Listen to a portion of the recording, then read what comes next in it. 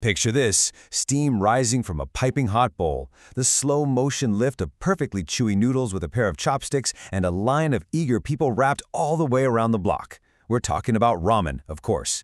It is the undisputed soul food of Japan, and honestly, there is an entire universe contained within a single bowl. Today, in this explainer, we are going to unpack the deep culinary art, the rich history, and the incredibly fascinating culture behind Japan's absolute favorite noodle soup. Let's dive in. Here is our menu for today. First, we'll look at the historical roots of the dish. Second, the 5 flavor pillars. Third, we'll explore some unique regional styles. Fourth, we'll break down the unspoken etiquette of the ramen shop. And finally, the cultural journey shaping its future. Now, if you've ever visited Japan, or even just a really popular ramen spot in your own city, you have probably seen the sheer dedication people have for this dish. I mean, people will wait in line for hours, totally enduring the pouring rain or blistering summer heat, just to sit at a cramped little counter and loudly slurp a bowl of hot noodles. So what actually drives this intense passion? And why exactly is slurping considered an expression of deliciousness rather than, bad manners? Well, to find out, we have to trace things back to the very beginning. That brings us to Section 1, Roots of a National Dish. From Chinese origins to Japanese soul food. To truly understand the obsession, we have to look at how ramen transformed from a really simple imported noodle soup into a deeply significant Japanese cultural art form, because it definitely didn't happen overnight. The roots actually lie over in China. Back during the Meiji and Taisho eras, Chinese immigrants settled in Japanese port towns, creating these bustling Chinatown hubs in places like Yokohama and Kobe. And they brought this simple noodle dish with them, which was called nankin soba or shinasoba at the time. But the real Japanese evolution kicked into high gear in 1910, when Japan's first dedicated ramen shop, Rai Raiken, opened in Tokyo. Then, history stepped in. The devastating 1923 Great Kanto earthquake destroyed a lot of brick-and-mortar shops, which forced chefs to use mobile food carts, effectively spreading the dish across the entire country.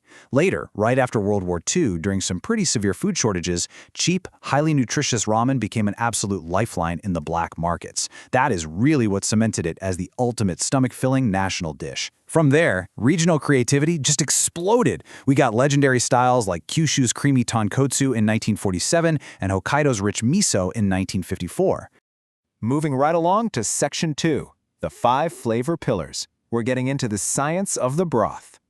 That regional explosion we just talked about brings us directly to the geography and the science of the bowls. Because make no mistake, the carefully simmered broth is the absolute foundation of the ramen universe. Everything builds upward from that soup. Japanese ramen is generally broken down into 5 foundational soup families. First up is shoyu, or soy sauce. While Tokyo is the classic origin, cities like Hakata are incredibly famous for this clear, brown, highly aromatic broth. Next, we have Shio, which means salt. Rooted heavily in Hakodate, this is actually the oldest and most delicate style. It's almost perfectly clear, letting the natural umami of the base ingredient really shine through. Then, way up north in freezing Sapporo, Miso ramen was born. This one is a deep, nutty, hearty broth, and they often top it with warming butter and sweet corn just to combat the bitter cold. Down south in Kyushu, you'll find Tonkotsu. Pork bones are boiled for hours and hours until the marrow dissolves, making this cloudy, super thick and creamy soup.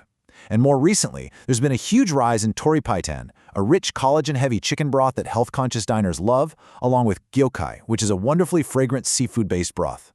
When you contrast a deep, soy-infused Shoyu broth with a delicate, clear Shio soup, you start to see 2 totally different culinary philosophies at play. In a clear Shio bowl, there are absolutely no heavy dark sauces to hide behind. Every single flaw in the cooking process would be instantly visible to the diner. So the chef's ability to extract pure, natural flavors from the ingredients without leaning on heavy seasoning is completely on display. In the ramen world, experts actually call this specific, refined simplicity the deliciousness of subtraction. You literally cannot fake a good Shio broth. But hey, the soup is really only half the equation, right? The other half is, of course, the noodle itself. And here's a fun fact. To legally and scientifically be considered ramen in Japan, the noodle must contain one highly specific ingredient called kansui. Kansui is an alkaline mineral water. When you mix it with wheat flour, it triggers this powerful chemical reaction. That reaction is exactly what gives ramen noodles their distinct yellowish tint, that profoundly satisfying springy chewiness, and that signature earthy aroma. Without kansui, you're essentially just eating a regular wheat noodle, like udon, With it, boom, you've got ramen. Okay, Section 3. Unique styles and lineages. We are going way beyond the basic bowl here. As the decades rolled by, Japanese chefs certainly didn't just stop at the basic broth. Relentless culinary experimentation led to some wild diversification, breaking all the traditional rules. But before things get too crazy, let's appreciate the classic baseline. That intricate, beautiful balance of golden noodles and rich broth, layered with toppings like tender roasted chashu pork, crunchy bamboo shoots, and sheets of nori seaweed. Every single element is carefully chosen to add texture and elevate the dish. So, what happens when chefs start entirely deconstructing this perfect bowl? Well, you get some truly incredible innovations like tsukemen and abura soba. Because believe it or not all ramen actually has soup. Take tsukemen, for example. The noodles and a highly concentrated, intensely flavored soup are served completely separately.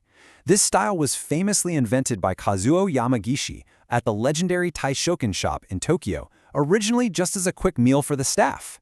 You take the chilled, chewy noodles and dip them into the hot broth, bite by bite. Then there's abura soba, which takes it a step further by being completely soupless.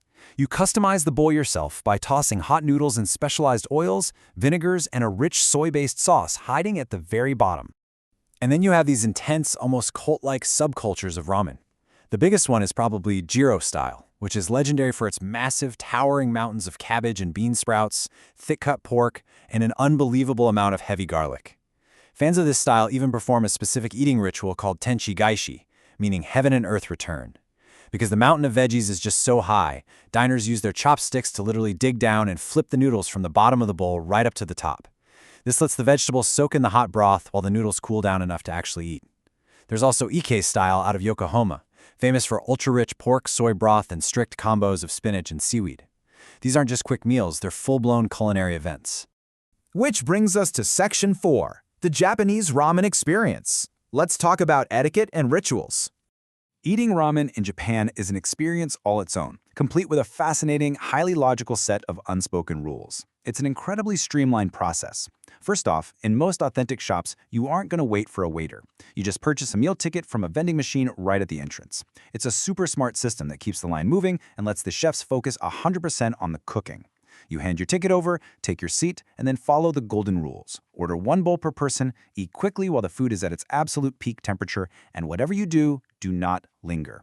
A ramen shop is a place of quick, focused enjoyment. Finishing up and leaving promptly is considered icky, chic, and smart, showing a deep respect for the chef's hard work and for all those hungry people still waiting outside. And then, there is the slurping. Now, to someone visiting Japan for the first time, a noisy ramen shop might seem a little rude, but it's actually absolutely essential. Slurping loudly isn't just socially acceptable, it's a highly logical cultural innovation. When you slurp forcefully, you're drawing in air right alongside the noodles. This aerates the broth in your mouth, which exponentially expands those rich umami flavors. It's literally the exact same concept as a sommelier aerating a fine wine. At the same time, it rapidly cools down those piping hot noodles so you don't burn your mouth. It's the most efficient, flavorful way to eat, and it lets the chef know you're thoroughly enjoying the meal. Seriously, give it a try next time. There's another brilliant innovation you'll find in the ramen world called the Katama system. This actually originated in the bustling fish markets of Hakata. Instead of ordering a giant, extra-large size right at the start, you wait until you've finished your noodles and then request a second serving of fresh noodles to drop directly into your leftover soup. Why? Because authentic Hakata Tonkotsu uses these ultra-thin noodles, and a massive portion would just get super soggy sitting in the hot broth. Katama is this highly practical life hack that made sure busy fish market workers got a filling, perfectly textured meal every single time. Finally, Section 5, a cultural journey, finding your ultimate bowl. As you can probably tell by now, ramen is a living, breathing culinary tapestry, and exploring it is this ongoing, mouth-watering journey that is continually evolving. Today, modern ramen is becoming incredibly inclusive. We are seeing amazing, barrier-free, vegan ramen options hitting the mainstream, using zero animal products but keeping that massive, rich flavor. Major chains like Ichiran are introducing animal-free models, and shops like Sorano Iro Nippon are blowing people away with their vibrant veggie soba. And looking ahead, culinary experts are pointing to a massive new trend for 2026, addition-style ramen, or Tashizan Gata. This is where chefs are meticulously stacking multiple, highly complex umami layers from diverse ingredients, rather than just relying on one big, bold flavor. If you want to dive headfirst into this history and get a taste of the future, hubs like the Shin-Yokohama Ramen Museum or Tokyo Ramen Street are absolute must-visit destinations. The sheer variety is honestly staggering. From the rich, buttery miso up in Hokkaido to the creamy, bone-deep tonkotsu down in Kyushu, the ramen universe is vast and deeply rewarding. So, armed with your new knowledge of kanzui chemistry, the science of slurping, and the rich history of these incredible bowls, I leave you with this. The next time you find yourself in Japan, ready to drop your ticket on the counter, which bowl of ramen is going to become your ultimate favorite? Thanks for joining us for this explainer, and we will catch you in the next one.